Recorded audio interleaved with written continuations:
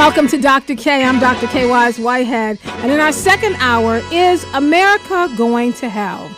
In part 3 of the MLK Project, Religion versus Politics, we will review Dr. King's final speech and talk about the role of the black church during the civil rights movement.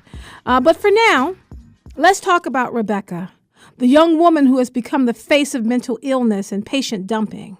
This is what happens when a hospital releases a patient to the streets rather than keeping them or connecting with them to social services. The University of Maryland Medical Center in Midtown in Baltimore is the latest hospital across the country accused of patient dumping after discharging Rebecca in the cold last week, dressed only in a hospital gown and socks. The video was shot by Imamu Baraka, and it shows a disoriented woman left at a bus stop outside the hospital as 4 security guards walk away with the wheelchair. This video went viral, and it thrust the hospital into the national spotlight. Now, as noted in the Baltimore Sun, this term was first coined in the late 1800s. It involved private hospitals sending poor patients to public hospitals, but now it involves sending people out to the street, people who are temporarily experiencing homelessness or people who are mentally ill. They send them out to the streets rather than find them appropriate services. Now, in 1986, Congress passed the Emergency Medical Treatment and Labor Act. This was signed by President Ronald Reagan, and this law prohibited emergency rooms from denying hospital services to anyone, even if they are unable to pay. It also stopped them from transferring or discharging a patient without first stabilizing them. But there have been countless cases around the country. In 2007 in Hollywood, a paraplegic man was found outside crawling on the ground without a wheelchair. Good Samaritan Hospital in Los Angeles had to pay $450,000 when they dumped a homeless man on the street in 2014. He was being treated for a foot injury.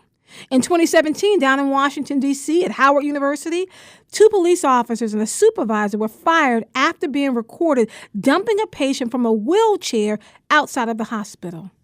And now we're here in Baltimore, folks.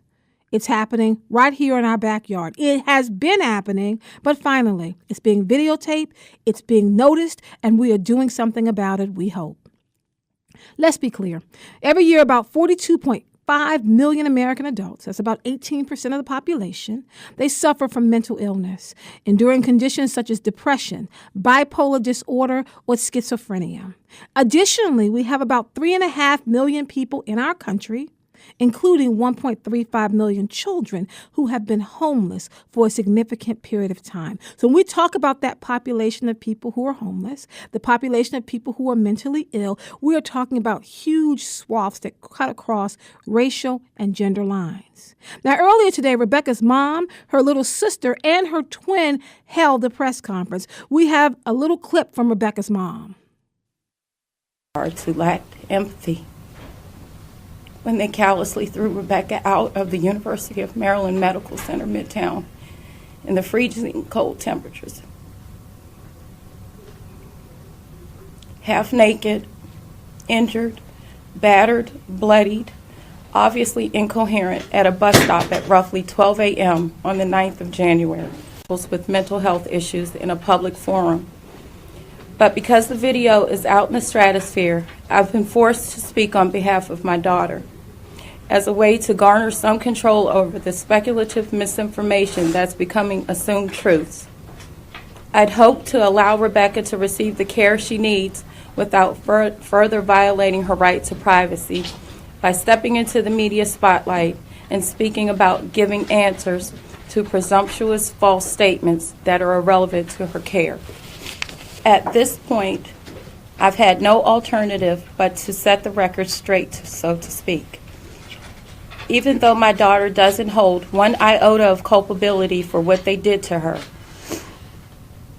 Rebecca is not homeless, uninsured, on drugs, or an unloved young woman with no family that cares for her.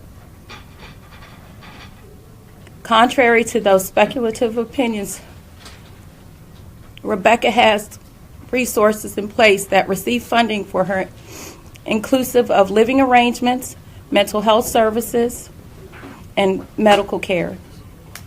Rebecca does have insurance. Rebecca has a family who loves her dearly. especially her special bond with her twin Rosalind. The mom said, "My daughter did not choose to be the face of mental illness." Folks, this is really important as we think about what is happening around the country, what is happening here in Baltimore City, and what we can do to speak up against what is going on.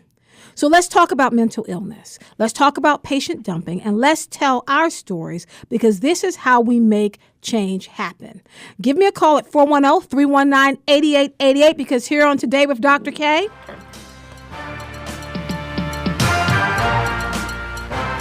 the phone lines are always open.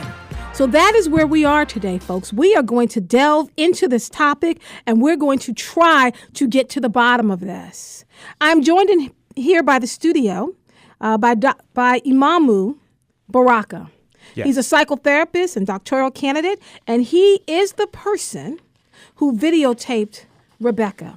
Yes. Can you talk to us, Mr. Baraka, about how do we get to this point? When you went out, you saw the video, kind of take us through it so we can understand exactly what happened.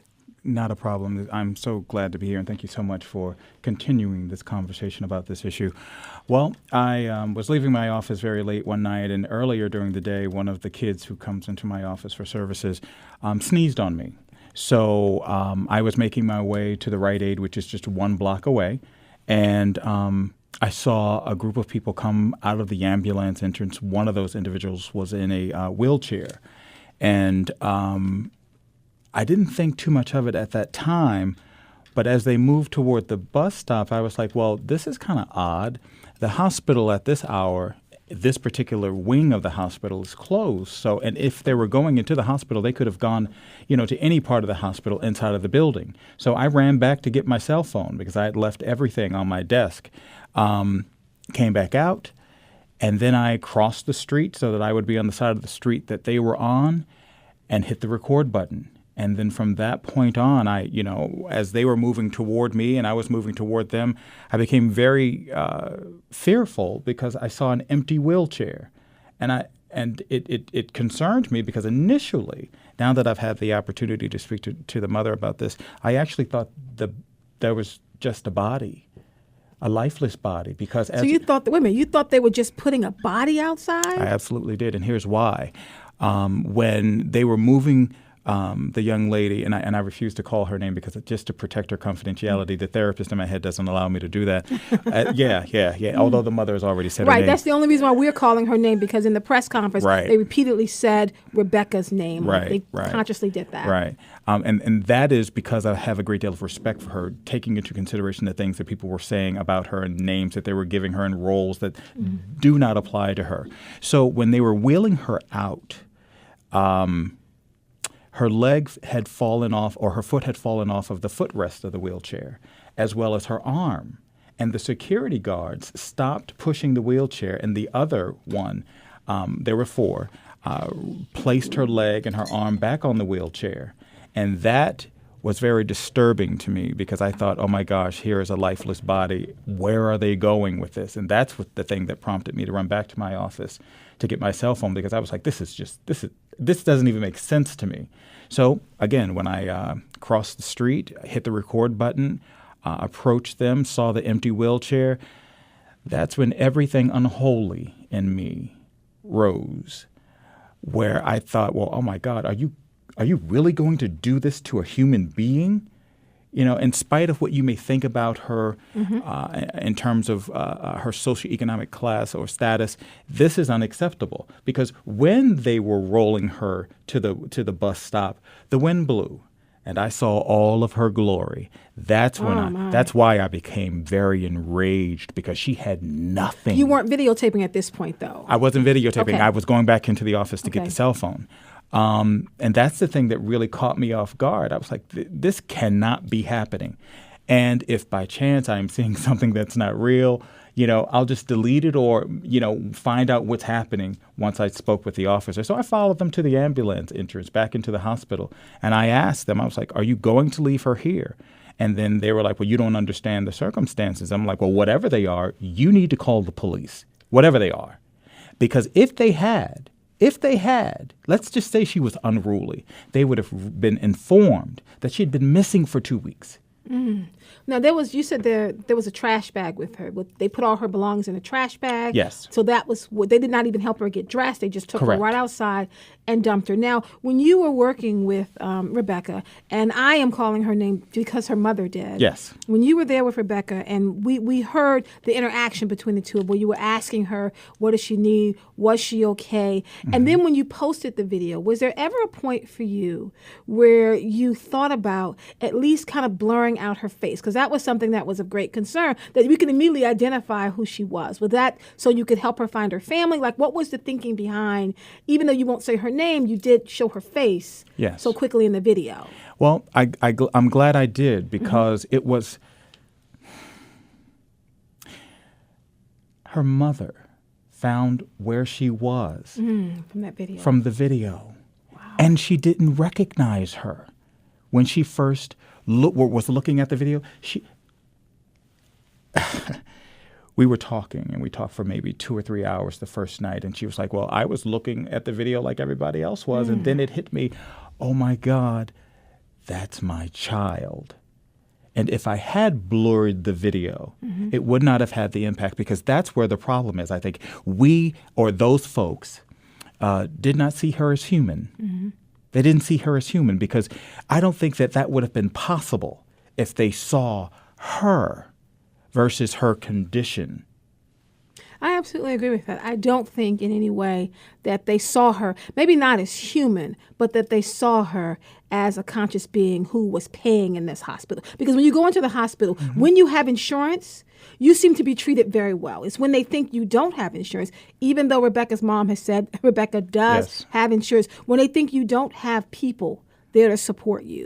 When they think that you're kind of an island unto yourself, that's when they do these kind of inhumane things. I do see that as different from blurring the video, and I understand that her family has recognized her from the video. So I understand now why that happened. But that was something, as I was watching her face kind of being shown over and over again, that was something that did concern me. So it's good to hear that it was used to help her family find her. Exactly. And I thought about that long and hard before I posted that video.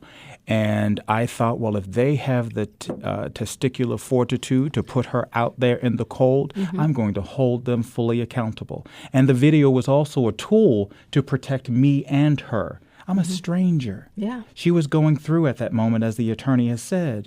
And I wanted to make sure that when the police showed up, that there was evidence to support my claim, because as I had told a number of people, no one would have believed this. No one would have believed No one would have believed me. No. We live in a country where you could be on video and be shot and killed, and your killer goes free. Oh, absolutely. We talk about that a lot on our show, that even if I begin to delve into Black Lives Matter, I think in addition to Rebecca's case, and I am happy that she is getting the care that she needs, we can have countless other situations, from Tamir Rice, to Eric Garner, thinking even about Eric Garner's daughter, Erica. We have countless cases of people watching this. And that's also a concern, that because we've seen so many videos, one after one, there's some type of snuff quality that's associated with it. And young people are becoming desensitized because you've seen it so much. Yes. And that's a concern. That is. And this is why I decided to do exactly what I did, to show folks how to do this. As you saw,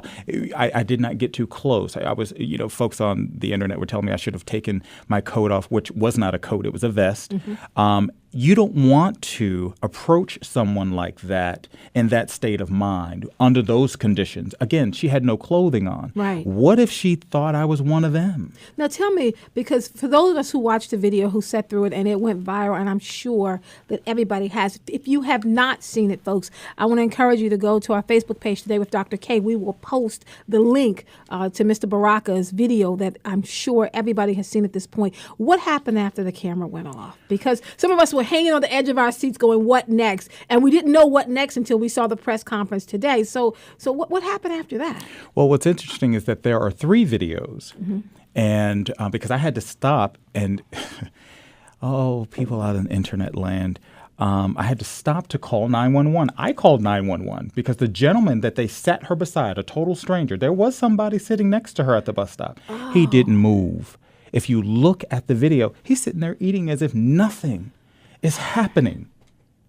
as if nothing is happening. So And you had to stop. I had to stop This woman, call 911, and then when you finished, you started again. I started again, okay, just so that I could have a record of what was happening. So when I started the second video, and actually I had forgotten to hit the play button, because what threw me into a panic is that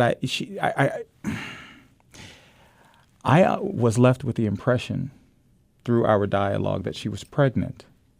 That there was a motorcycle accident. These are the things that she was saying to me. She was just kind of saying these things because you were asking her, prompting questions. Yes. What I heard in the video that I watched, I did not know there were 3 videos. In the video I watched, I heard her yelling and screaming. So I did not know that there was an audible quality to what she was saying, that you were able to get information from her. Well, she was nodding and saying things, and it was very difficult to understand what she was saying. And the only reason I am saying this is because these are the cues that we should use should we see someone in this condition again. This is the call to call someone else. This is why we should pay attention and then make the call to get the support that an individual needs who's in this sort of situation. And this can happen to any one of us. Yes, it happens. Now, let me go back here. Sure. Because so you came out, you saw what happened, you went back and you got your cell phone. You started videotaping. When you came back out, you stopped the call 911, and then what? Well, I had a dialogue with her because, as you see in the video, after the guys or the security folks went back into the building, she had gotten up. Right, okay. And she started walking That's when toward. she started okay, yeah, good. And that's when I became really, really concerned because she was tipsy-topsy. It looked as though she was going to fall over. And if that had happened, it would have went left really fast because she would have went head first. Oh, my. She already had a bruise on her forehead, and I don't know where that came. Well, I have an idea, but I just wanted to get to a place where if she were to have fallen, she would have a less of a fall. Right. You know, if she was sitting in the chair. Okay. So once I got her to sit down, and I wanted to calm her down and to let her know that she's safe, and applying those skills that I have, and then I stopped the video, called 911. Then we waited for the ambulance for about 15, 20 minutes. They ended up going in the wrong direction. So she got into the ambulance, or they got wrong directions coming to you? Coming to us. You were across the street from the hospital. So the ambulance went in the wrong direction. They made a left when they should have made a right. Okay. So it was a number of things that happened. When they got there to help out, did you go with her? I mean, how did you? Let me tell you what happened disengage here. here. And this is what causes me pause. The moment that the ambulance folks got there was no real sense of an emergency. Really? When they got, there were 2 of them, two EMTs, one a driver and the other in the cab of the ambulance. And the woman who was in the cab of the ambulance, I study human behavior. I watch people's behavior. Right, because you're a psychotherapist. She says to her, meaning Rebecca, "You left AMA, right? You left AMA." And I was like, hold the heaven on. Don't put that into her head. Right. Don't start. You're here to help her, not to start feeding her information. Right. And that's where I became enraged because that let me know that this is something familiar to her. Just like the security guards putting her out, it was familiar to them because you can't, first day of work, go and put somebody out in the cold in that condition and not be bothered. Now, folks, if you're just joining us, you're listening to Today with Dr. Kaye. We are talking about mental illness. We're talking about patient dumping. We're talking to Imamu Baraka about what happened with the video, and we want to hear from you. Tell us your stories. 410-319-8888. I want to go to Jean. Jean, welcome to the show. Yeah, am I on, Dr. Kaye? You are on. Thank you so much for joining us. Mr. Baraka, you're named after Leroy Jones. You know that, right? I do know that, and there's an interesting story behind that, but yes, I do know that. God bless you, and his spirit is in you. I just wanted to say, for 5 years, I worked at Bon Secours Hospital while I was going through my graduate work while I was graduating from Morgan State University, at Fridays and Saturday nights. And what you did, you were an EMT worker while you were doing what you were doing. You were triaging. And triaging, corpsmen understand this in the military, and medics. And while bombs are going off around you, and you keep a calm head, and you decide that whether this is a life or death situation and who's going to be waited on first. And so you came to the aid of that lady, or Good Samaritan, God bless you, that you were there. So this is, I guess my point is that she needed help, you gave her help.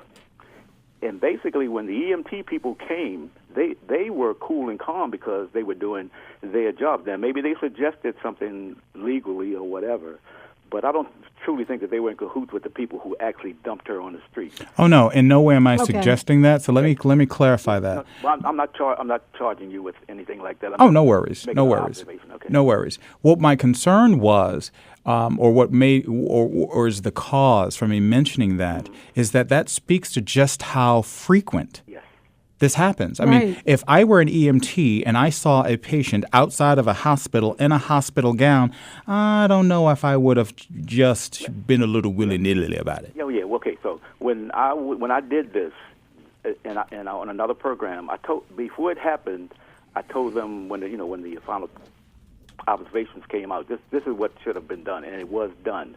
You got her back into the hospital, and basically what they did was clothe her properly. And then they got her a voucher, and they took her to a shelter. That was not proper, just so you know. No, I'm saying that under the circumstances, because they didn't know where she was from, they got her help. That's not. But you're not talking about Rebecca. Are you talking about a different situation? No. Okay, with Rebecca, didn't she go back in? She went back in, but she came right back out. Oh, attired the same way? I will say no. Okay. But then did she not get a voucher, and then they take her to a shelter? Here's the thing. They could have given her $1 million. She wasn't in the right state of mind. And any clinician who would have seen that would have known, we do not send our citizens out on the street. Now, hold on one second, Gene. I just want to make sure that Mr. Baraka can answer you. And, Gene, I'm going to ask you to hold on because we didn't get to your question, and I want to get to your question. Folks, when we come back, we're going to continue our conversation with Imam Baraka. We're talking about mental illness. We're talking about patient dumping. Carlos, Thomas, Caroline, Jahal, we see you on the line. We will get to your call right after the break. And we want to hear from those of you. If you haven't called our show before, now is the time to pick up that phone and be a part of this conversation. 410-319-8888. Keep it here.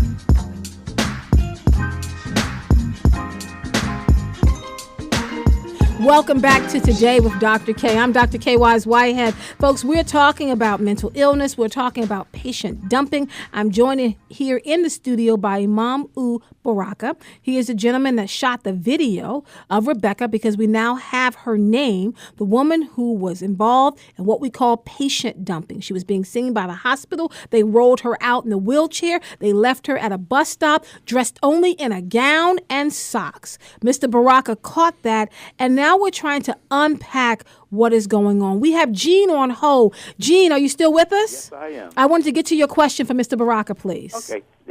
Obviously, my question is, why didn't she get psychiatric help? And because when she went back in, the unseen thing that we didn't see was two things. The complaint that she originally went in on, and the person who made the decision where she was going to be sent. So she wasn't sent to the proper place, right? And so that to me is the disconnect.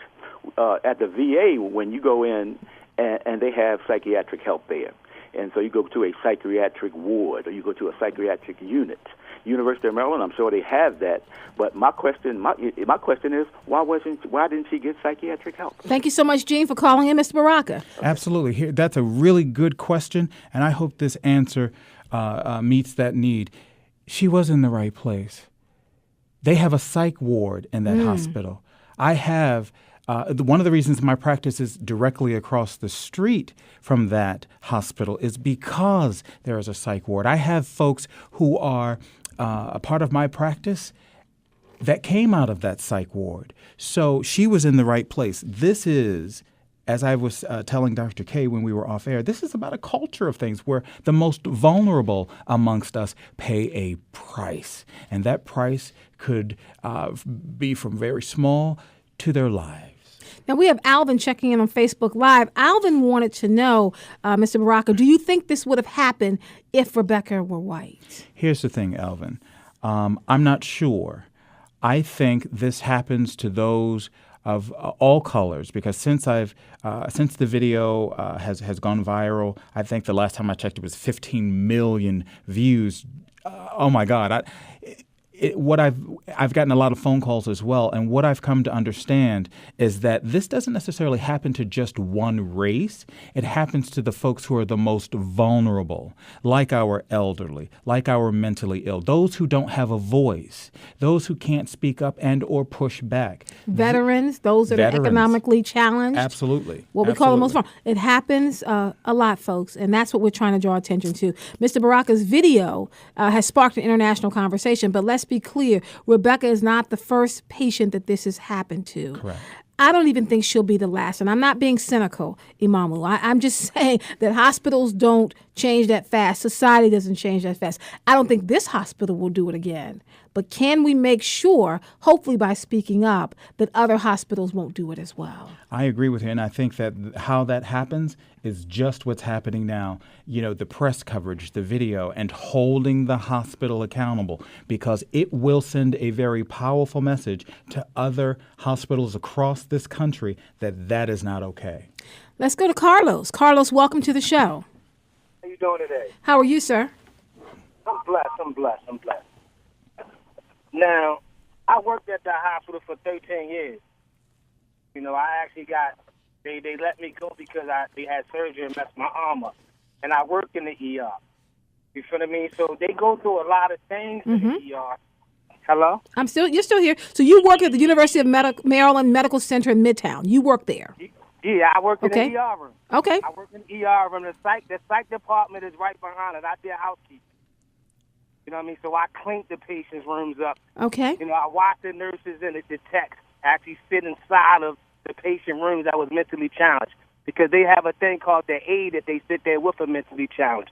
But some people that when they come in there, they go through some things, and when they try to help, some are spaz out negativity. That's called having a mental illness. And fighting. Right. You feel what I mean? Well, according to Ms. Baraka, that's really part of having a mental illness. Did you see patient dumping when you were there, Carlos? Did I see who? Patient dumping. Did you see the hospital kicking people out, essentially out of the hospital, because they felt they couldn't pay? No, actually, they used to let them sleep inside of the emergency room. Really? They would actually let them sleep inside the emergency room. And like in the morning time, because it's cold outside, they got a thing right there inside the emergency room with a bunch of blankets. So they got a cabinet, and they give them the blankets, let them sit there all night, all morning.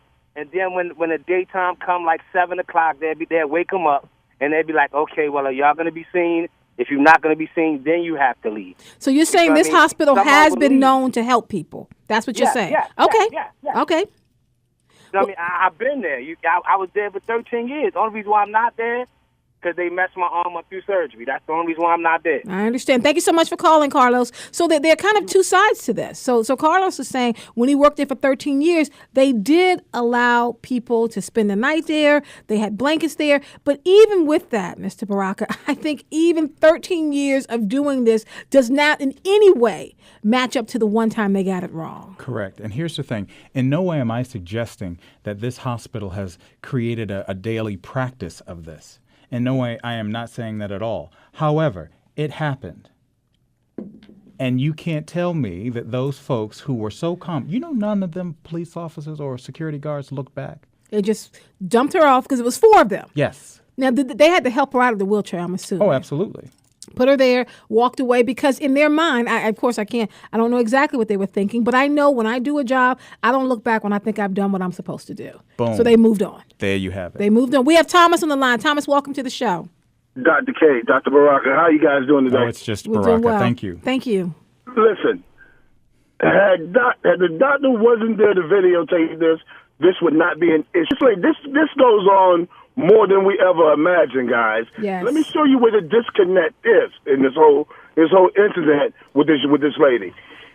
Whoever instructed the security officers to remove her from the premises, they need to be fired.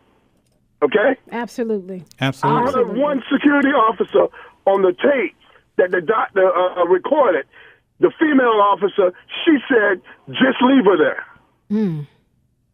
How can you say just leave someone out in freezing weather like that? Because that was a cold blue night, and she was only wearing a patient gown and socks. That's it. That was a cold blue night.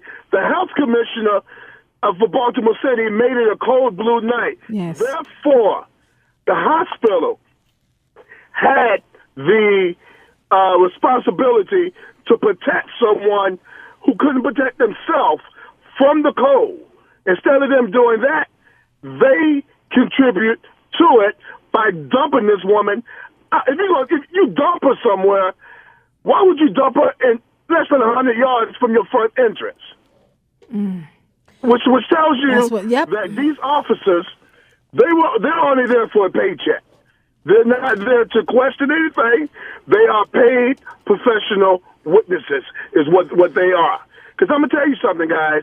Had this been one of your Jewish hospitals, had she been Jewish, and you dump her in the streets, University of Maryland would be shut down this very day. Thank you so much, Thomas, for calling. Thank you very much. So Thomas is kind of saying something similar to what Alvin said, where you start injecting race, ethnicity, religious affiliation, that if this was a Jewish holiday, a Jewish hospital, this wouldn't have happened. If this had been, say, predominantly white community, this wouldn't have happened. If she had been white, it wouldn't have happened. But I'm thinking, Mr. Baraka, with the point you made earlier, that none of that actually matters. Well, I think it does come into play because we do live in America where that is still an issue. But from what I've seen in some of the additional research that I've done, a lot of this kind of stuff happens to the most vulnerable, and that includes people of color, because oftentimes we wait. Y'all need to fix this now. We wait until the last minute to get the care that we need. We take better care of our cars than we do our bodies. And now, wait a minute. I want to ask you because I just want to push back just a little bit because I'm thinking when we think about things like the Tuskegee Project, right? When we talk about the fact that there was a time when black people's bodies were open for any kind of medical research. Angela Davis talked about people having an uncontested right to the black body. That some of that's built with generations of fear of assuming if you go into the doctor, you're actually going to feel worse when you walk out than when you came in. Right. And we are not in those times. I do acknowledge those times, but we are not in those times because you get to choose your provider. And I will tell you, a lot of folks have called me even before this experience because they've chosen an African-American therapist who knows is going to get them culturally and who's going to see them for who they really are. So although that is a very valid point, unacceptable. Because you have choice. Well, now, it is a valid point. It may be unacceptable. The people that I'm thinking about, the populations that I'm thinking about are places down in, say, South Carolina, in Atlanta, in Memphis, in Arkansas. When I go into those communities and I meet people who are economically challenged, who are typically over the age of 55, who still have very real fears, about the doctor. That are very real. So when I know here in Baltimore, I'm like, folks in Baltimore, why aren't you getting treated? You have a lot of choices. Baltimore, D.C., New York. When I go down to Memphis, when I go down to Mississippi, and they're like the only doctor in town is the white doctor, and this is walking distance, and I'm afraid he's going to, fill in the blanks. And then you add that to the fear that people have around getting, therapy, getting help from a counselor. I think these are issues that may need to also be unpacked depending upon the age of the person. Absolutely. And I think that speaks to the abilities of the clinician to sort of build a rapport. And if you don't feel it, go to the next guy. There you go. And again, if you're in a small town where you don't have access to that, come on now, you need to get in the car and drive maybe 50 miles because you've driven 50 miles for less. Come on now. You've driven 50 miles for less, So, your health should be your priority. That I often argue that, except that we know that within the black community, in particular, I want to talk about the black community for just a moment. I'm thinking about things like obesity, like mental health, like the lack of physical fitness as something that we focus on. I know we have Chauncey Whitehead, who is the Today with Dr. Kaye trainer, who comes on and talks about physical fitness, but that is a challenge as well within our community. Oh, absolutely. Absolutely. At the end of the day, We are at just about every health disparity Yes, that there we are. is. And we must take responsibility for our lives. Yeah. And for the lives of the people around us who Oh, we absolutely. love, right? Oh, So I'm absolutely. thinking that, Rebecca's mother is being very proactive now, but I would wonder, Mr. Baraka, if the proactive nature is also couched in a reactive stance, right? So the videos come viral. I haven't seen my daughter in 2 weeks. I'm now being proactive because I've got to react to what's happening now. I'm with you.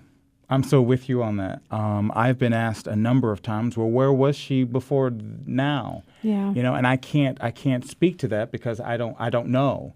All I can tell you is what's happening today in this right now moment, in the power and the presence of now. And what's happening is working today. Right. So there are opportunities in order to get what you need in terms of the support or the services that you need. This is why we have to demand them. We have to demand them as if our lives depend on them. Because sometimes it does, Because right? all the time it does. Now, let me get some callers in here. We Sure. have Charles on the line. Charles, welcome to the show. Yes, how you doing today? I'm doing well. Thank you for calling. All right. Yes, I definitely looked at the video, and I was definitely appalled at what I seen. And I believe they only done this to this young lady because she had no patient advocate, because most people in that position have no legal representation. And then I question, did she have a social worker? And if she did, is the social worker out of contact? Okay, good. Thank you so much, Charles. Mr. Baraka, do you know if Rebecca had a social worker prior to what happened at the hospital? This experience not only speaks to where the hospital failed, this experience speaks to how the system failed her. And when I tell you system, we've done some research. She was tied in with other community resources that failed her miserably. And when I tell you miserably, when this thing begins to become unpacked and it is unfolded fully, you will not believe. Quite a few heads are going to roll. Oh. And because, of course, we know that heads only roll when video gets out, Absolutely. right? That's the only way we can hold people accountable Absolutely. is to have the video. We have Jihad on the line. Welcome to the show, sir. How you doing, Doctor? How you doing? I'm doing well. Good. This is Jahi. Hey, listen, I wanted to say hi to you and your guest, and I just wanted to throw this out there, and I'm not quite sure, but I don't know if you guys ever saw the documentary by Michael Moore, Sicko. Yes. But from what I remember of that video, this whole idea of patient dumping is not something new. Right. Correct. And I think that it's something that seems to be, I don't know if it's just cultural, but it seems to be nationwide. And so I think it needs to be addressed probably in more than just, I'll say maybe an individual sense, but maybe more in a systemic sense. And just, I don't know, I'm assuming that Dr. Baraka probably knows this, but just for the public, I think, there is a line, a hotline. I was a police officer for 15 years, and there was some training I took called BEST training. And that training was a week-long training in how to deal and to address and approach those individuals in our city who have mental illness. And there was a hotline number that was given, and I think that hotline number is to a Baltimore crisis response. And it's almost like a 911 for mental illness, almost. And I don't know what that number is. We're looking it up now. We're looking it up now, Jahi. As soon as we find it, we will definitely pull it onto the air. But I think you're talking about Baltimore Crisis Response Incorporated. Yes, ma'am. Okay, and I have the number. Let me just go ahead and say it. The number is 410-433-5175, 410-433-5175. And folks here in Maryland, the relay dial is just 711. Because persons may, if you see something like that, you may not have recourse through the hospital, because I also worked at the University of Maryland as an officer for 1 year at their hospital, but you may be able to get some leeway from those folks there just in terms of what to do if that situation should arise. But I think it's systemic, and I'm glad the brother took the video, but now's the time for action. So what's going to happen? Thank you so much, Jahi. So, folks, I just want to say again, there is a number. Jahi brought it to us, the Baltimore Crisis Response Incorporated. If you're here in Maryland, you just dial 711. Outside of that, 410-433-5175. Mr. Baraka? Yeah, Dr. Kaye, Jahi makes a very valid point, and this is where I'm going next. That is to speak to the police department as well as the mayor to have available like a mental health liaison, someone who would be part of the first responders team to deal with this. I think there should be one that is on call So should an EMT or the police department come across someone, they can then reach out to that individual, have them come on site and do an assessment and then determine where this individual should go. Because to send them to a shelter not only puts that person that they're sending to the shelter at risk, but everyone at the shelter they're putting at risk because you never know who and what you're dealing with. They could be a threat to themselves or others. Now, Alvin is asking on Facebook here, actually, June is asking on Facebook, is this your area of research or has it become your life's call because you videotape Rebecca? I mean, because now you're going to the police, you're giving countless interviews, like you're on the news. Like, is this become your new mission just because you happen to videotape her, or were you already doing that? Well, here's what's interesting, and most people have said, oh, this is exactly what you were supposed to be doing, where you needed to be. That was a Monday. Mm-hmm. That was a Monday. I started a new doctoral program in healthcare administration. So there you go. There you go. So things just kind of lined up for you. Exactly. This is what happens when you're walking inside of your path and your passion. You get to your path, and then things come up in front of you and you walk in your path and your passion, but then you also are called to do something. Because this would have been a very different story if you had not turned back around and went and got your phone. Because how many of us will see something, we don't have our phones, and we just kind of move on. Absolutely. You were called to move. We have Glord on the phone. Welcome back to the show, sir. How are you? Yes. Hi, Dr. Kaye and your guests. Let me bring up to date on a couple of things, because I volunteer at University Hospital as well as a advocate as well, ambassador. Ambassador. Okay. And I know for a fact at that particular hospital, if we had that situation, and I did talk to a social worker yesterday, and she was said that they would. I'm sorry, it just got a cold. No, go ahead. There's so many social workers at the hospital, so a social worker would have been called in. But at Midtown, and I heard somebody on the radio say that they worked there 13 years, but he never said when Midtown, when University took the hospital over. I used to work at Maryland General Hospital for years, for a long time. And I know for a fact, 95% of the people that live in the city, is African Americans. Right. Just like Midtown, Bon Secours, different hospitals. So when I was working there, Maryland General was threatened, and they had bought property in another community, out there in Lutherville or Timonium, because they was trying to move out of the city because they wouldn't get the monies and insurance from the people in the city that didn't have it. So they fought that for a while, and then when Schaefer was in office, he said, "No, I don't think y'all should move because we need this hospital here in the city," which was a good thing and everything. So, again, I don't know how long they had the hospital. Okay. And hopefully things are going to fall in place. Okay. Thank you so much, Gloria, for calling in. So we are definitely going to follow up on this story. I just have a couple other questions for you, Ms. Baraka. Just people checking in here from Facebook Live. Alvin is saying that the person who was sitting beside her, you said was eating food. Did that person ever try to intervene, ever say anything? Well, here's what's interesting. He did not. But I engaged him. In the video, you can hear me ask him, do you have a cell phone? I'm trying to motion to him as well as keeping the camera still because I didn't want to alarm her with my panic. And when he did not move, I figured, I'm in this all by myself. So what I am going to do is to stop recording and call myself. Now, let me ask you, in the final few moments we have left, because this is not a new practice, because there's so many people in our country who are suffering from mental illness, what's kind of one or two things that you think people should do when they approach someone who is obviously struggling with something mentally? Gotcha. I would suggest that you not approach them, that you keep a very healthy distance, that you do not move yourself into their personal space, because there were people who were saying, oh, why didn't you give her your code or give her a blanket or give her a hug? I'm like, really? Give her a hug? Okay, come on. Because that's also another level in terms of invading a person's body space. I think in this environment of #MeToo and #Times Out, you should not be stepping up to hug anyone. Absolutely, even if they don't have a mental illness.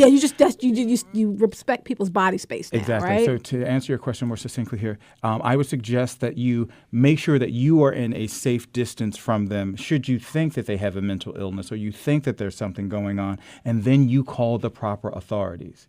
Don't videotape it like I did, because you never know what's happening. What I'm suggesting is one, the reason that I did it is because I'm a professional. I was able to assess what was going on, and I realized that she was not in any intimate threat at that moment, as long as I could get her to sit down. And I wanted to hold the hospital accountable for what they had just done. But as you see, I called 911 and got them there to make the decision that was necessary as it relates to her health. Let's get one more caller in here. Carlos, you're on the phone. You have a quick question for us, sir? Oh, well, the mental illness is a certain thing because I have a brother that's mental illness.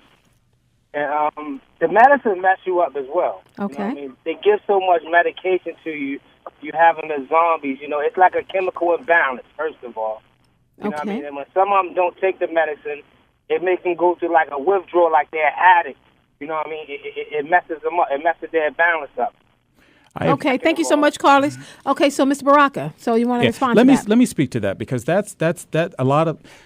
I won't say that your experience is not valid. What I will say is that when you find a psychiatrist that is on your team, on your treatment team, it doesn't work necessarily like that. They're going to find the right combination of medications to get you healthy, to get you in a better state of mind. And, that requires the individual also to take responsibility and take the medication as well. So that's not an absolute for everybody. So please don't think because you're taking medication that you're going to end up as a zombie. I hear it all the time in my office, and the medications, believe it or not, are so advanced. They are really good and they work, and I would not suggest that if it did not. And you can't force anyone over the age of 18. I don't know if it's 18 or 21. You can't force anyone over the age of 18 to take their medication. Correct. Is that correct? Correct. That they have to make that choice on their own. Correct. But I would not sort of demonize the medication because of someone who's not taking it, and their biology is up and down. So I would suggest that we sort of hold our opinions about, that particular area of science until we know exactly what we're talking about. I'm sorry. No, thank you. No, I completely agree with you. I've been joined here by Mr. Imam Baraka. He's a psychotherapist and a doctoral student. You probably know him best because he took the video that went viral of Rebecca, the patient who was dumped by the hospital, but she is now getting the help that she needs. Her family has come forward, and we're doing all that we can here on the show, and Mr. Baraka personally, to make sure this doesn't happen again. This is Today with Dr. Kaye. Stay with us. When we come back, is America going to hell? That was Dr. King's last sermon that was never preached. I'm Dr. Kaye Wise Whitehead. Stay tuned for a quick update from MTA. Good afternoon from the MTA. It's a smooth start out there right now if your ride is on Light Rail Link or Metro Subway Link, both operating on time and up to speed. On the MARC train system, no delays reported on the Camden, Penn, or Brunswick lines of MARC. Buses showing a few diversions in the mix, including the Navy Line westbound, diverted at Conkling and Hudson. That's for water main break repair. The Navy Line eastbound at Conkling and Fleet. The 28 westbound at Moravia and Bel Air for a water main break repair. And the orange, purple, and blue lines eastbound at Baltimore and Asquith for ongoing construction there. Beginning Friday tomorrow at 7 p.m. through Monday at 4 a.m., light rail link service between the Camden Yards and North Avenue stations will be suspended for necessary maintenance. Shuttle buses will be in place.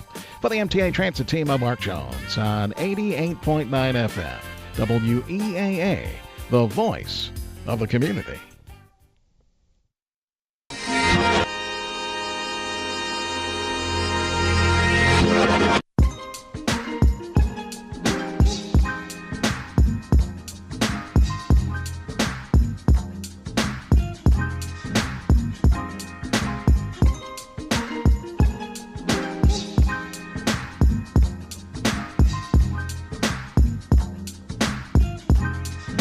Welcome back to Today with Dr. Kaye. I'm Dr. Kaye Wise Whitehead.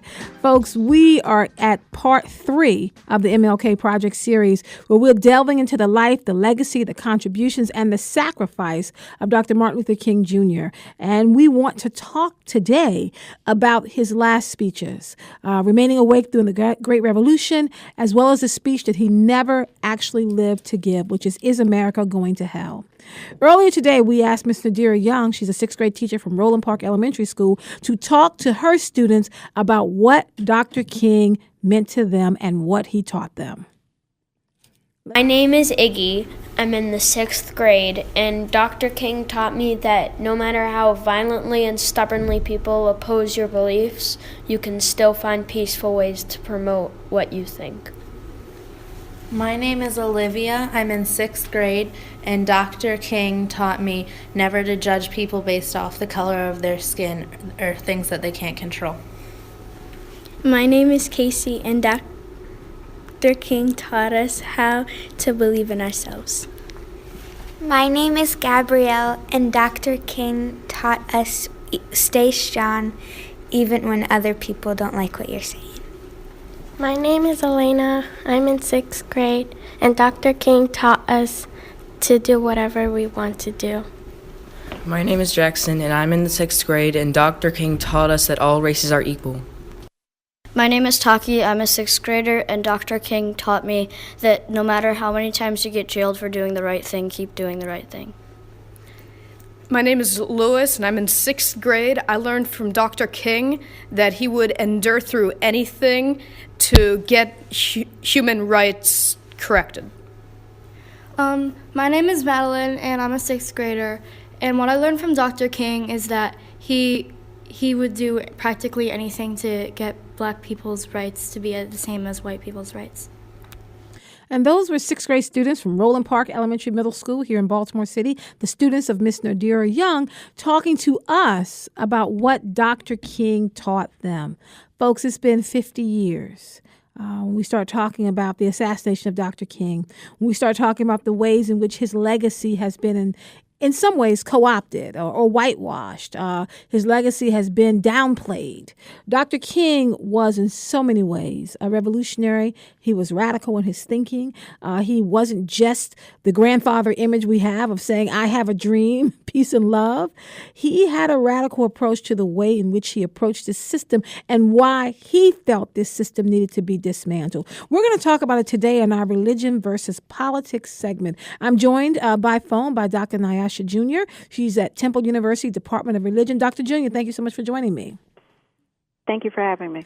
I'm here with Leslie Callahan. Thank you, Ms. Callahan, for joining us as well. Great to be on with you. And in Reverend Brandy Jasmine Mim It Ryam. How are you, Reverend Mim It Ryam? Can I call you Reverend Brandy? Yes, you can. Thank you so I'm much. Grateful to be here. All right, so why don't we just jump right into it?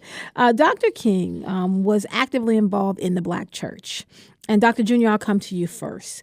I would like you to kind of talk for a moment about the ways in which the Black church has been actively enrolled and a part of the freedom struggle. Sure. Black church is the foundation of civil rights movement. As you know, Dr. King was himself a minister. He came from a line of ministers. His family was involved in ministry. And for many people, the church was a place where they could not only worship, but gather together and organize, especially when we're talking about a period of segregation. The church might have been the only large facility where black people could gather together. So the Black church has been an instrumental part of the civil rights movement. Now, Ms. Callahan, I wanted to ask you, do you feel that the Black church is still as active today as it was during the civil rights movement, which I kind of mark as, starting in around 1953. I'm just going to put a year before Brown v. Board and up until about 1972 with the Colored People's March through Washington, D.C. Do you think it's still a place for the type of organizing that I think we still need to do? So I think there are a couple ways to answer that question. First, I think it's really important to remember that it wasn't the Black church as an institution, but rather individual congregations and leaders and collectivities within the Black church who were organized. Certainly there was plenty of opposition to the particular tactics that we associate with the civil rights struggle, and some of that opposition came from within the community and not just outside of it. I think the same is true now, that there are lots of people who identify as Black Christians who participate in the institution of the Black church, including some clergy who are actively involved in the political and social struggles that we're engaged in now. I think that the major difference is that the people who are regarded as spokespersons, the folks who get interviewed and so on, are usually not professional clergy anymore. So I think there are some distinctions, but I still think that it's true that people within the community who participate in the life of the church are still some of the folks who are active in the struggle. And so I think it's both that there were fewer folks who were there was a smaller institutional participation than we often think of in the middle of the 20th century, and there is a larger kind of individual participation now, if that makes sense. It does. Reverend Brandy, I want to come to you because the Black church in so many ways has been at the epicenter of African American life. It was an important institution that actually nourished the civil rights movement. Do you think, in your opinion, has the Black church been an active place to organize through Black Lives Matter? No. And I think that's an important distinction that Leslie made about the difference between the individual churches and the individual congregations and institutions as a whole. I think what we're seeing now is that the Black church is not the locus of the community anymore. We're not necessarily where people meet and gather and talk about things and discuss things. So I think because of that loss of visibility and that loss of viability within the community, the Black church's role in activism as an institution and not so much as individual congregations has lessened over the last, I would say even 2, maybe 3 decades, because we have different ways of organizing. We have different ideas of who our superheroes or our spokespersons are. We don't need clergy as much to stand on the forefront to be our voices, and we don't need the pews to be where we meet. So I don't think the Black church has at all been on the forefront or even really that involved with Black Lives Matter. Now, Reverend Callahan, I want to come back to you, and I definitely apologize for not calling you by your proper title, particularly as a church. Yeah, I mean, I know that you are, your church's first female pastor, and you're at the historic St. Paul's Baptist Church in Philadelphia, so I do want to recognize that. But the question I have for you, Reverend Callahan, is that when we think about the civil rights movement, we think of Black men leading this movement. When we think about the church at this time, we think of, Reverend Dr. King, we think of Reverend Wyatt T. Walker, and we definitely don't position in the middle of this struggle Black women, in particular Black pastors. So how do we make sure that we're weaving in the voices of Black women as we take a long look back at this historic time in our lives? So there are a couple of things. The first thing is I think that we tend, as we look at movements in general, to overemphasize the people who are the face of the movement and the folks who were in front of the mic. And we don't tend to have enough consideration for the people who did the work of organizing, who did both the thinking and also the legwork to make it possible for the folks with the mic to have an audience even to speak to. And so even as we think about the civil rights struggle of the middle of the 20th century, I think we don't think enough about the regular folks, often women, who did the organization, who made sure that the venues were procured, made sure that the mics, when they were in front, were on. I think we tend not to think about those folks in general. Now, I also think it's true that there were fewer women pastors then than there are now, and fewer opportunities even for great orators and women who themselves were great speech makers. There were fewer opportunities for them to be the ones who got the mic and who were in the spotlight. They tended to be the opening acts, even if they did get to speak. I'm thinking here of really one of the most phenomenal preachers I ever heard, Dr. Prathia Hall, who was a SNCC activist in the middle of the 20th century, and who Martin King once said was the only preacher he did not want to follow. And she was, up until the time of her death in 2002, she was really always a phenomenal preacher and a justice warrior. And she was someone who actually did get the mic some of the time, but very few people have heard of her. Very few people. She's not the name that people think of. And so even the preachers who were the orators, I don't know whether she was preaching per se at that point, but the women who were orators and who were more in the spotlight are not the folks that we think of when we look back on that period. Now, Reverend Brandy, I want to have you follow up on that, because I know as the senior pastor at the African Methodist Episcopal Church at AME, are you finding that more women are having the opportunity to move into the ministry? I know that you're called to the ministry, so I know man or woman doesn't call you or allow you, but in terms of having these positions as senior pastor, being able to kind of be in that role of leadership within the Black church. I think that's where the conversation gets complicated, because I think if we're speaking about the AME church, then absolutely there are more opportunities for women to come within the senior pastorate, more to come in ministry. If we're talking about the Black church within the United Methodist Church, for instance, there's more opportunities to be senior pastors and to do ministry that's not necessarily pastoring. But I know that that's not true for the Black church as a whole, because there are still several denominations where women are not allowed within the pulpit, let alone to be a senior pastor. And I think that's where, when we're talking about the Black church, we have to include some nuance with that, because what is true for the AME church isn't true for the Baptist church, isn't true for the Kojic church. There are churches within my community here where I can't preach, even though I'm a colleague of their pastor, and they call me pastor. Sometimes they call me sister.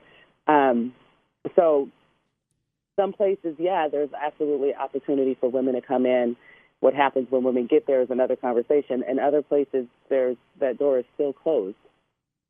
Now, if you're just joining us, this is Today with Dr. Kaye, and we're in the midst of our Religion versus Politics Roundtable, part 3 of the MLK Project series. Folks, we've had a Religion versus Politics Roundtable on this show before, and one of the big complaints, Dr. Nyasha, is that we did not have the voices of women on our roundtable. So definitely being held to the carpet for that. And so we have convened a panel of all women who are in roles as senior pastor, or like Dr. Junior, who actually studies religion, or Reverend Callahan, who's our first female pastor at her church, to talk about these issues as we try to make sense of it 50 years out from the assassination of Dr. King. So, Dr. Nyasha, I want to ask you to think about something that Andrew Young said. Andrew Young said that when Dr. King went into the pulpit, that with the audience in front of him, that they may not have really kind of made the political connection between segregation and integration, but they did understand it when he used the example of slaves leaving Egypt and wandering into the promised land, that by connecting it to their faith, it made sense to them. So can you talk about the ways in which the Black church and the civil rights movement are connected because of the stories that come out of the Bible? I would say that Black church doesn't have a monopoly on that. I think that many different churches use biblical texts in order to connect those narratives with our contemporary lives. I think what you have with Dr. King is someone who was masterful at connecting with his audience and with linking biblical texts with what was going on in the streets. So he was someone who was able to connect with people, connect with the audience, deliver his message, but also in a way that people understood what he was talking about. I think too often people discuss him as Reverend King, but he was Reverend Dr. Martin Luther King. He did have a PhD in theology from Boston University. So this is someone who was trained, well-versed, but who chose to speak to people in a way that they could understand and relate to. Now, Reverend Leslie, some folks are checking in from Facebook Live, and Alvin has shared the very famous Dr. King quote where he said that the most segregated time in this country is 11 a.m. on Sunday mornings. 50 years out, do you think that this is still the most segregated time? So I actually think that 50 years later, as we know a little something about what it means to be in spaces that are physically integrated but that aren't socially and culturally integrated, that we can have a more nuanced understanding of what draws people to particular kinds of communities. That is, I think we need to pay attention to why people worship in particular settings. And some of it really is just cultural. Right. I saw someone posted on Facebook that integration was a strategy and not the goal.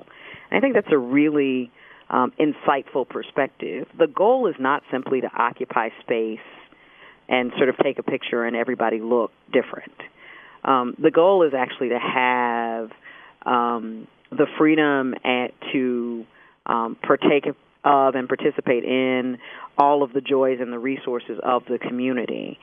And so what I would say is that I don't know that I would look at a congregation and decide that simply because it is populated by one group of folks versus another, that means that's a political statement on the part of the people who are in the congregation.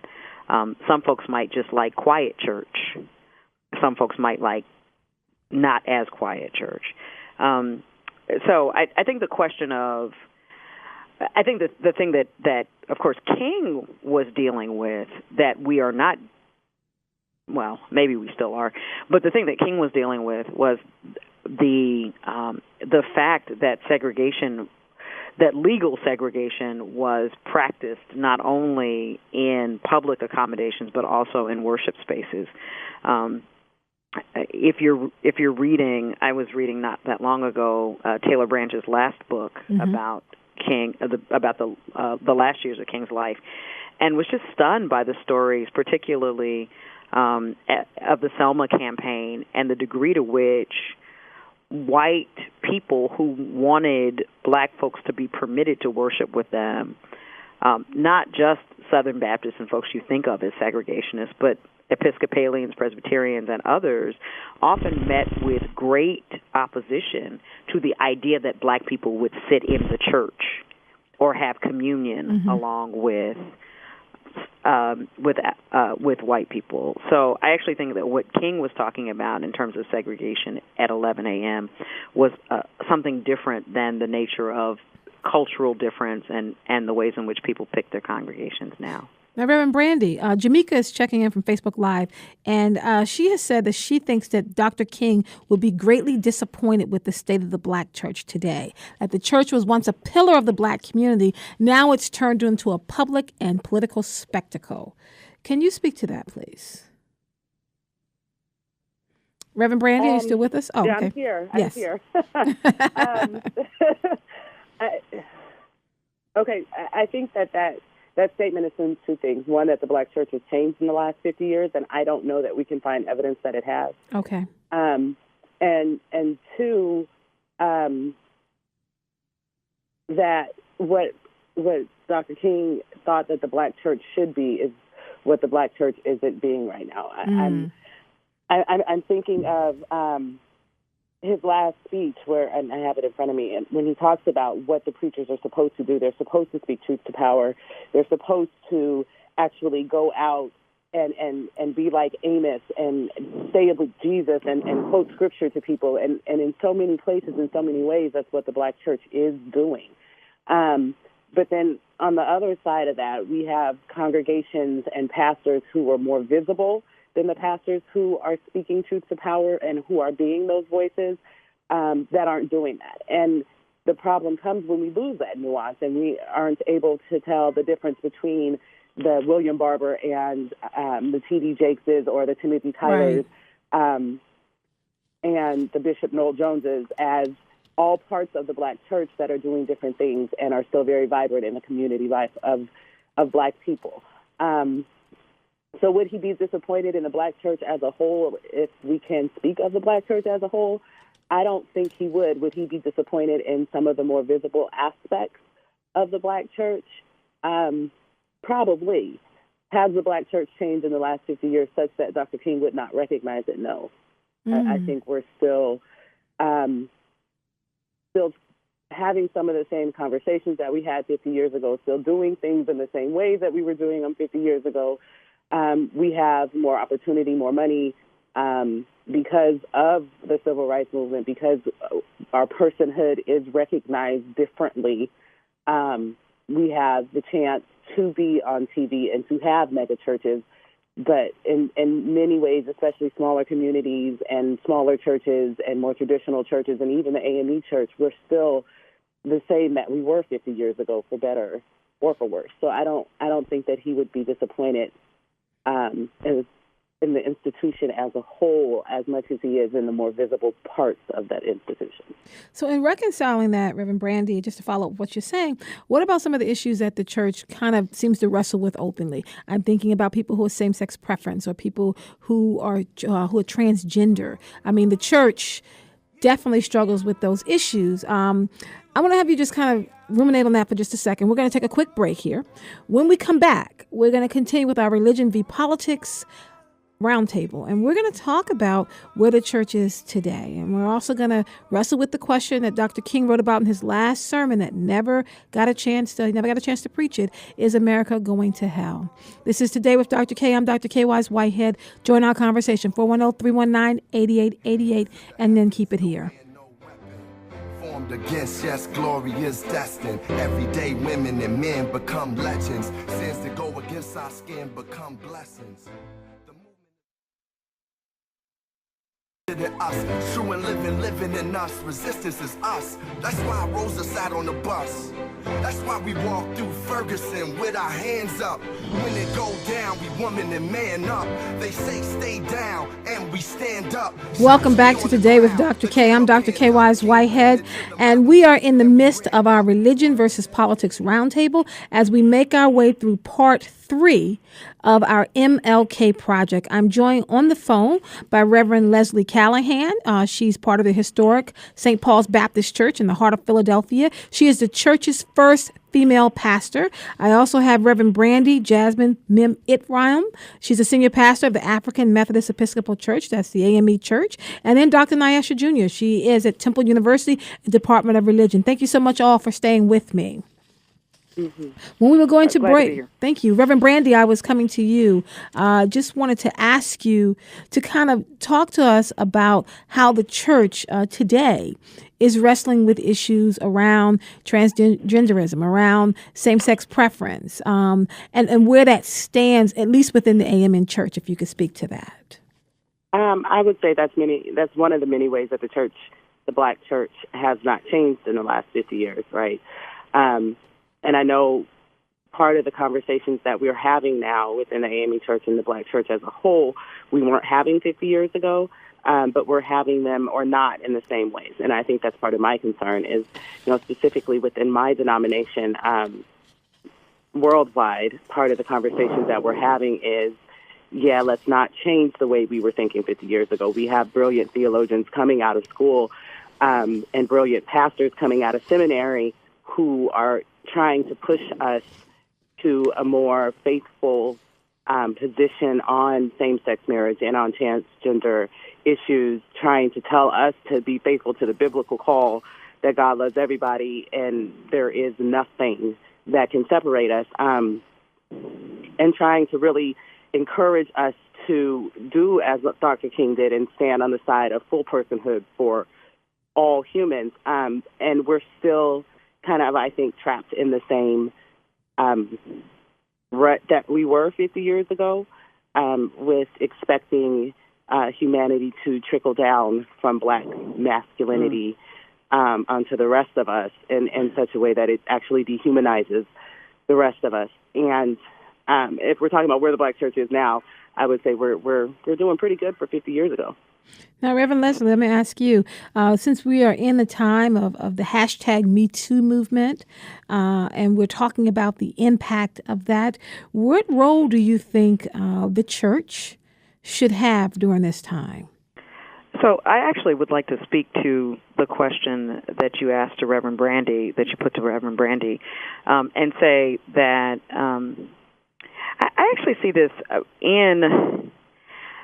I think that independent and autonomous churches actually have more room to move at their own pace than a connectional organization like the AME Church. Mm-hmm.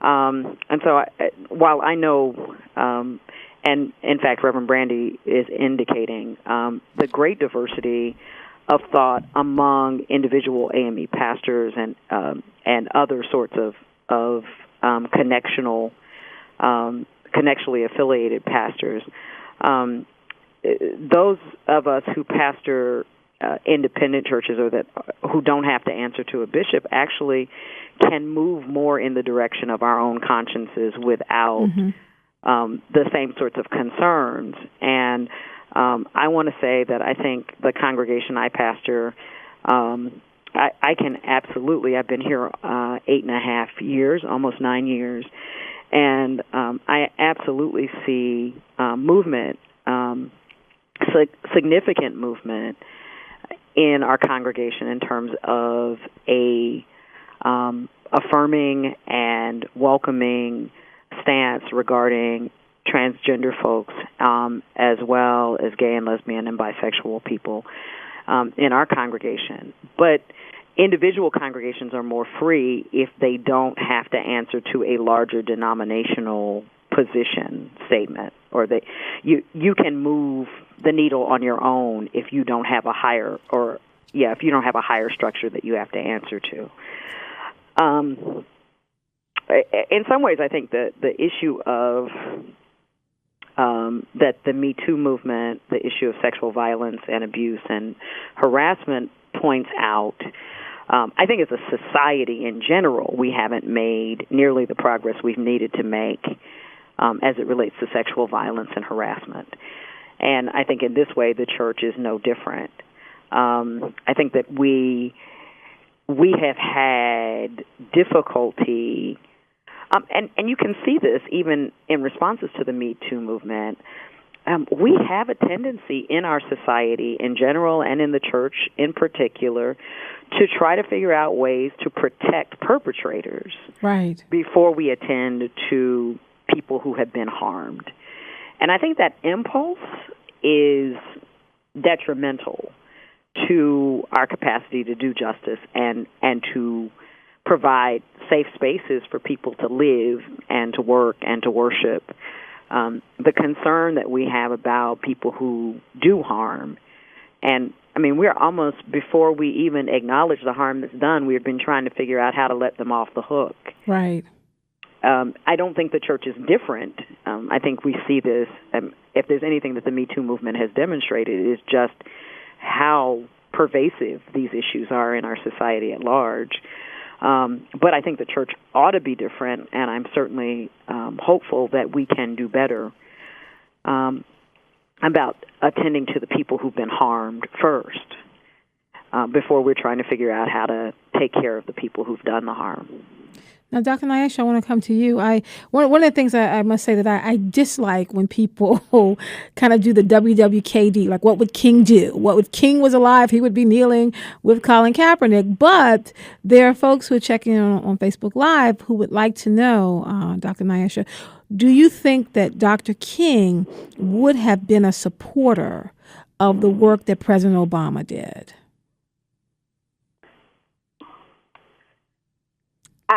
I don't think it's really useful for us to have those kind of hypothetical conversations. I do think, yes, Dr. King was someone who was in support of people who are oppressed, people who are downtrodden, and specifically African Americans. I think it's more important at this point for us to talk about what we understand as our responsibility, rather than looking especially to a particular black male Christian leader, to look to ourselves and to our own communities for leadership in those areas. I lost you the last thing you said, Dr. Junior? To look to ourselves and our own communities for leadership rather than expecting there to be a charismatic, energetic, young black male preacher in front of us, leading us to work together with our communities. As Reverend Brandy was mentioning, we don't have the same people in positions when we talk about Black Lives Matter or when we talk about more contemporary movements. So things don't look the way that they used to. And I think it's important for us to acknowledge different forms of leadership rather than the same old, the one individual who gets to be on the flyer or the one person who is contacted by the media for comment. Now, if you just joined us, you're listening to Today with Dr. Kaye. I'm Dr. Kaye Whitehead. We're in the midst of our Religion v. Politics Roundtable, and we're wrestling with part 3 of the MLK Project series, where we are actually looking at the life and the legacy of Dr. King through the lens of what is happening now. If you want to join the conversation, give us a call at 410-319-8888. Reverend Brandy, I want to come back to you. So Dr. Nyasha said that she does not think we should be kind of looking backwards, but we are at this moment where King's holiday was on Monday. We are thinking about the fact that this is the 50th year that we commemorate the assassination of Dr. King, which sparked a lot of different things that happened around the country. And so we are trying to be reflective about his legacy. How do you think we should wrestle with this? Should we no longer look back and only look forward? Like, what do you think? I think we have to be careful about how we apply King as a litmus test for what we're doing today. And I think what we as Black pastors and as Black activists should do is take the meat and throw away the fat. You've heard that saying. But I think that we really need to look more carefully at what King was saying and what King was doing and apply that as opposed to, okay, well, what would he think of this? And I think that's where I was trying to get when we're talking about personhood and seeing the personhood of every human being and working towards personhood, because that's what he was really doing. It was a personhood movement. And if we're going to be faithful to King and if we're going to reflect on what his legacy means for us today, 50 years later after his assassination, and look at how do we as activists and as pastors move forward, then we have to start with really the meat and the substance of what he was doing more than, okay, well, what kind of protests did he have? Are we protesting like King did? What would King say? Would King approve? If the goal really was to see us each, for all of us each to be under the law and under Christ as full persons and to have that personhood recognized, then that takes on a different tone than just, yeah, but okay, he would approve of this, and we can proof text and cherry pick his speeches in order to demonstrate our point. Now, we start talking about racial injustice, Reverend Leslie, and we are, again, kind of using this long eye of history so that we can talk about where we've come from. What else do you think we should do in terms of this fight? I'm thinking coming out of the Civil Rights Movement, coming now in the midst of Black Lives Matter. Do you think people should be doing more in this struggle to ultimately, hopefully, change our society? So I think that we really do need to pay attention to what the trajectory of history has been around these issues. I think in particular we need to be paying attention to the strategies that the opponents of our full inclusion and liberty within this system, the strategies that they've used. Part of what I think we have to acknowledge about the moment we're in now is that we probably celebrated too soon. I think particularly if you look at from a religion in the United States standpoint, you can see the direct connection between pro-slavery religion, pro-Jim Crow and segregation religion, and pro-Trump religion in the United States. It really is, in some instances, it's the same people, literally the same people, But even where it's not the exact same person, you can see the ideological connection. So I think similarly, there are going to be some ideological connections between the opposition, and I think we need to pay attention to what's been effective as a strategy for moving the conversation in the United States and for making laws and enforcing laws that help to enfranchise Black people, not only in a literal sense by with the ballot, but also better and more fuller participation in the economic and social life of the nation. I think we have to pay attention.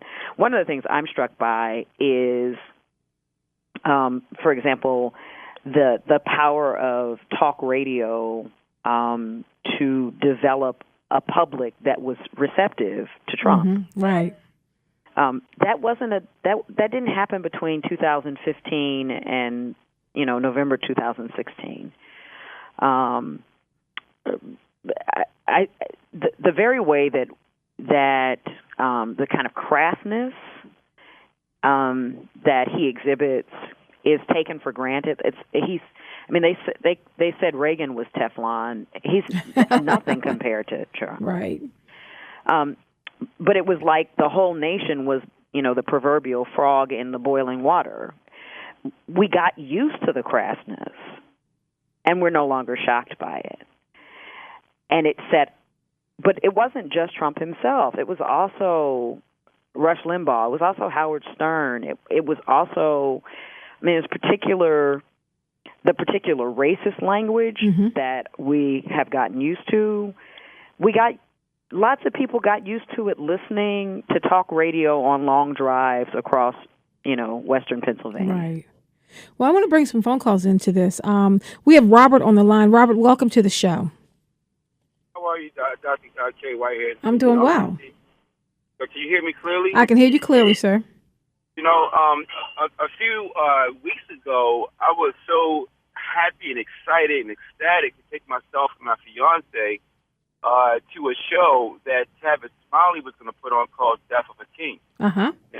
Now, while that show had been canceled because of Tavis's issues, I did have an opportunity to read the synopsis about what the show encapsulated. And what the show basically was going to encapsulate was going to focus on the very last year of King's life. And when I delved deeper into the detail, what he was going to talk about, he was going to talk about things that a lot of people really had not even known about Dr. King, such as the fact that, he was being marginalized not just by Hoover and the mainstream government. He was also being marginalized by his own people. Right. The younger Black Panther generation that came up behind him, they pretty much viewed him as being obsolete. He was inadequate. He was too much of a Tom. He wanted to go along, get along, as opposed to be more confrontational. Mm-hmm. And then, of course, he had other issues going on with Dr. King at the time. But I say all that to say this. I say that, when I really look back on the civil rights movement, and I've been saying this now for probably 20, 25 years, but as noble as what he has done as far as championing our causes to gain more rights in society, when you look at the effect that it has on today's typical African American, and irrespective of generation, I see really the civil rights movement being more or less a consumer rights movement. Right. Okay. Because as you look at Pennsylvania Avenue, our so-called Wall Street and Black Baltimore, we had thriving businesses before integration, but the minute that we were able to patronize businesses like the Hochul Cones and Hustlers, which had in the past relegated to not being able to try on clothes or eating out the side or coming in through the back entry kind of way, we broke our necks to go patronize people and support their businesses, people who never really wanted to be a part of it to begin with. And as a result, all across the country, as I've visited all across the country and around the world, to be honest. Well, I'm going to stop you there, Robert. Thank you so much. I really appreciate it. I want to have Dr. Nyasha, if you can quickly respond to that. Civil rights movement or consumer rights movement? That's a difficult, framed question. I would simply say that I think many of the critiques that people have about Black church paint Black church with a very broad brush. And I think it's important for us to acknowledge individual churches, individual pastors, individual people who are part of those organizations, as well as their activity outside of those organizations. Yep. Okay, well, I want to go to Brandon. Brandon, welcome to the show. How you doing, Dr. Kaye? They told me you're a new caller. You're a new caller, Yes, sir? I am. Okay, well, Yes, we I am. always take a moment, ring the bell, and we say welcome to the family, Brandon. Thank you for you. I joining our really appreciate it. conversation. Go ahead, sir. I wanted to speak to some of the points of what you mentioned with regard to what do we do as Black church. Yes. As far as the solution. I don't know. One of the things that we kind of how we approach it is we look at it as if we need to have a new solution. I know back in the Bible, if you look to the biblical days and when Jesus walked the earth and the Jews were around, the Roman Empire was around, and a lot of times the Roman Empire oppressed a lot of the Jews. And so at that point in time, because of that oppression, a lot of the Jewish folks looked for a Messiah, somebody to come, one man to come and be the leader to overthrow that Roman Empire, to be that hero for everybody. But Jesus didn't necessarily come in that light. He came and preached about love and community and teaching people different ways. And so a lot of times I think within what we're experiencing right now is a bit of oppression or in such a way where we feel this discrimination and all of this racial tensions. But the answer may not be to have that one person, but to more so specifically have community among one another. And if you can point to the Acts Church where people shared, they loved, and as a result of that whole Acts Church environment, 3,000 people were added daily. And then even you start to see instances where you have like the Roman centurion who comes to Jesus for sorts of answers and resolutions, and so he starts to affect change there also. So I believe really a solution is to look towards some of the things that I've seen in the past and definitely notated in Scripture that talks about just being in community with one another and all of that kind of stuff. And especially what that looks like today is being in neighborhoods with people who are, and being around each other, celebrating with each other, being more connected rather than dislocated, knowing who your next door neighbor is and knowing who the people are across the street, taking care of them if they had needs, loving one another, spending time with one another. And of course, everybody's not Christian, doesn't believe in that, and that's absolutely okay.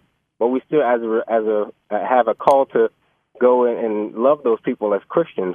In addition to that, Jesus said if you want to remove the problems of the world, add more light. That's what he did. There was problems at that point. I'm going to stop you there, Brandon. Thank you so much. We only have a couple of minutes left. So Brandon is talking about the work that we need to do. I want to kind of go around and have our panelists for the last couple of minutes respond to that and just answer, what do you think people should be doing now?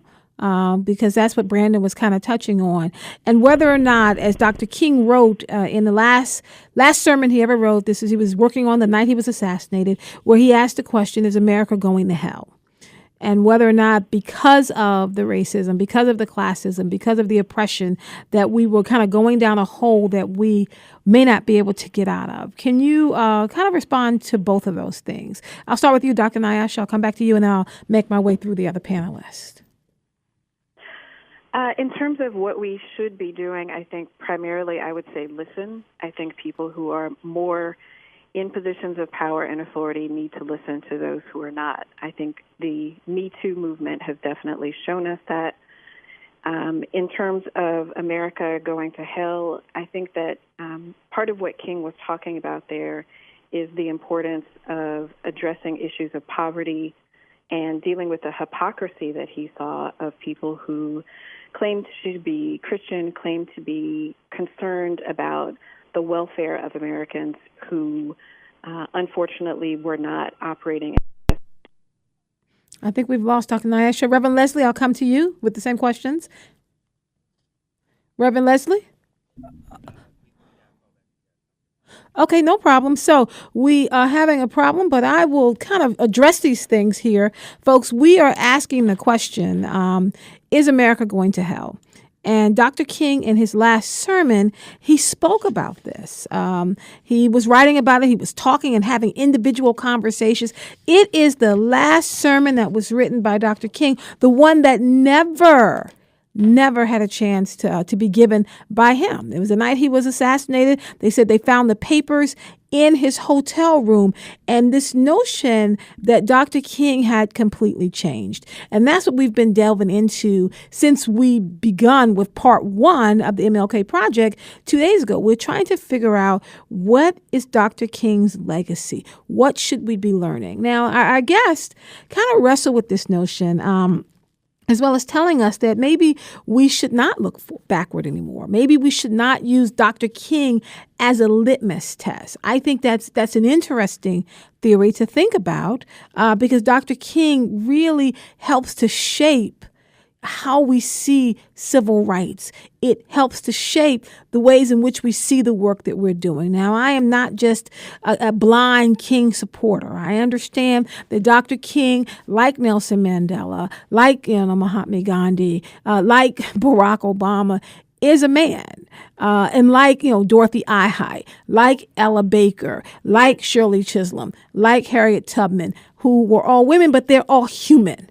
And humans make mistakes. Humans make errors. Humans are flawed. And Dr. King was flawed. But I think in his philosophy, in the ways in which he talked about what it meant to struggle for integration, to struggle against segregation, to struggle to change this system. Dr. King, in a conversation, talked about whether or not we were integrating into a burning building.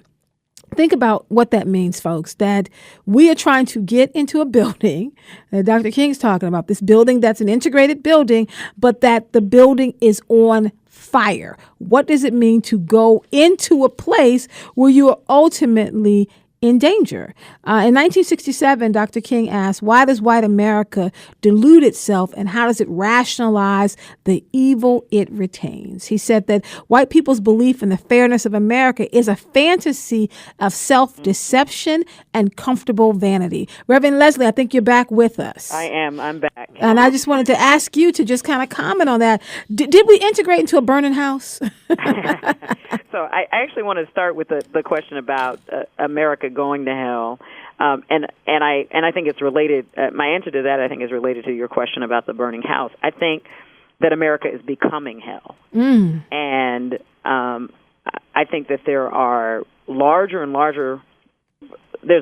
larger population of people who are catching hell as people who live in America and who are often citizens of the United States, certainly who are residents of the United States, as the income gap grows wider, as the sense of mobility economically is those opportunities are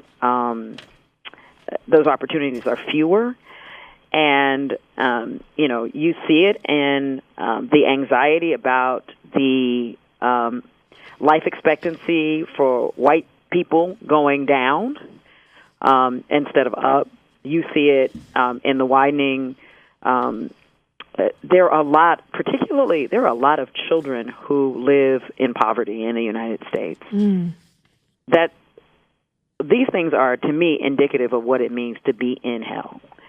And so, yeah, I guess we have integrated into a burning building. I don't think that we. I mean, so the building is certainly on fire. I think it's questionable as to whether we've actually integrated into it, but the building is definitely on fire. And so I'm going to tell people probably like, well, what my grandmother used to say, Reverend Leslie, if the building's on fire, you need to pack up and go, right? As quickly as possible, or find a way to put the fire out. Can you put the fire out from the inside of the house? Folks, we're going to leave. It would be helpful if, at the very least, we turned off the fuel. There you go. I like that. Turn off the fuel. Pack up and leave, or put the fire out. We got a lot of options on the table here. Reverend Leslie Callahan is the church's, she's at St. Paul's Church, and she's the first female pastor. Reverend Callahan, thank you for joining me. Thank you so much for having me. Yes, Dr. Nyesha Jr., Temple University, Department of Religion. Dr. Jr., thank you for coming back on the show. Thank you. And then we were also joined by Reverend Brandy Jasmine Mim Ryan, from Senior Pastor from the AME Church. Thank you so much, Reverend Brandy. Thank you. So, folks, we're going to leave it here. Thank you for joining us and for sharing your drive time with me. Today with Dr. Kaye, it's a production of WEAA. It's produced today by Alex Blanc. Our board operators are Andre Melton and Mikhail Ramos. Stay tuned for Up Next is For the Culture with Faraji. Folks, remember that here on Today with Dr. Kaye, your voice matters, your opinion matters. We tell stories that matter. We are here for you, and we're listening because if it has your ear, it has our attention. Right here on Public Radio, WEAA 88.9 FM, the voice of the community. Make an appointment. Meet me back here tomorrow at 3 p.m. Let's have another conversation that matters. Stay tuned for a final look from MTA.